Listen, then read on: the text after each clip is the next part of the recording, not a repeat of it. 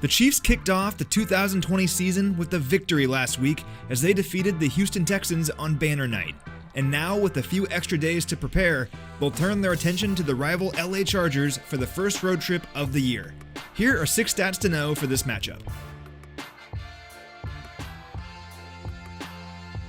The Chiefs have enjoyed plenty of success over the Chargers lately, with victories in 9 of their last 10 meetings. In that span, KC is averaging 28.8 points per game while allowing just 17.8. They also have 19 interceptions in that stretch, recording a pick in all but one of those 10 games, and they've topped 30 points offensively 6 times. Kansas City will look to keep that success going this season, and rookie tailback Clyde Edwards-HELAIRE will likely play a big part in that. Edwards-HELAIRE put together just about the best debut imaginable last week against Houston, becoming one of just 4 players in the last 30 years to rack up 130 rushing yards and a touchdown in their first game as a pro. The other 3 each either won Rookie of the Year or claimed the rushing title, so Edwards-HELAIRE is already among some good company. It's also worth mentioning that the Chiefs have recorded at least 100 rushing yards in 8 of their last 10 meetings with the Chargers, including nearly 300 total rushing yards combined between their 2 matchups last season. Sticking with the Chiefs' offense, quarterback Patrick Mahomes is closing in on yet another record.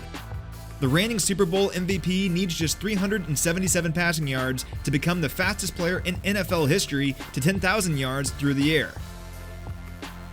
Mahomes is 3-1 against the Chargers in his career with 8 touchdowns and just 2 interceptions while rushing for 104 yards. Something he'll need to avoid on Sunday is that impressive Chargers pass rush, led by defensive ends Joey BOSA and Melvin Ingram.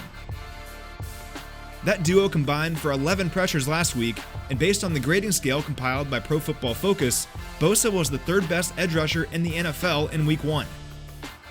The good news is that the Chiefs have held BOSA in check lately, as he doesn't have a sack in any of his last 4 games against KC. Speaking of the pass rush, the Chiefs have a pretty good one themselves. In fact, Kansas City racked up 23 pressures, 7 quarterback hits, and 4 sacks last week against the Texans. Deshaun Watson was under pressure on 14 of his dropbacks last week, and on those plays, he completed just 1 of 7 passes. The defense didn't allow a single point beginning late in the first quarter until midway through the 4th, and the pass rush was a big reason why. Looking at the Bolts quarterback situation, the Chiefs will be facing a new Chargers signal caller for the first time in 16 years. Longtime quarterback Phillip Rivers is now an Indianapolis Colt, leaving veteran TYROD Taylor as the man in LA. Taylor has been a solid player during his career, particularly when it comes to protecting the ball. From 2015 to 2017, his last real action as an every-game starting quarterback, Taylor's interception percentage was the 2nd lowest in the league, behind only Tom Brady. He posted a 92 passer rating in that time, with 51 touchdowns and more than 8,000 passing yards. Taylor has mostly been a backup in the years since, but he has another shot now at being a starting quarterback out there in LA. Lastly, the Chiefs will need to keep track of Chargers tailback Austin Ekeler in this one. Ekeler caught a ridiculous 92 passes last season, which ranked 2nd in the NFL among all running backs. He racked up more than 1,500 yards of offense as one of the most dynamic players in all of football. That included 17 grabs for 151 yards last season in 2 games against the Chiefs, so he'll be a primary guy to watch as the Chiefs' defense looks to continue its dominant play in Week 2. The reigning Super Bowl champs began 2020 in the win column, and they'll look to keep it that way on Sunday.